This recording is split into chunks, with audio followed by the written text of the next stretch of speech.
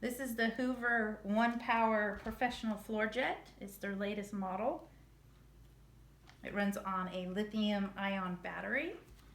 There's a little access slot for the battery. You can hit this button to test the strength of the battery. This is the solution tank. It has a small and large area setting, mostly water, and then you put the concentrated solution in. Reclines very easily. Has 2 power modes. Echo, which gives you the best battery strength, or high for big messes. This is where you empty. Has a very nice filter. Has a flow type thing for when the water reaches the level, the sound of the thing changes, knowing you have to empty it.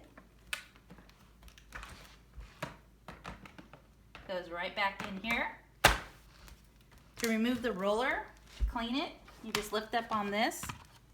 The roller easily comes out. To rinse for next time. And you just line up the top of the rubber gasket, stick it back in after it's dry, and that's it.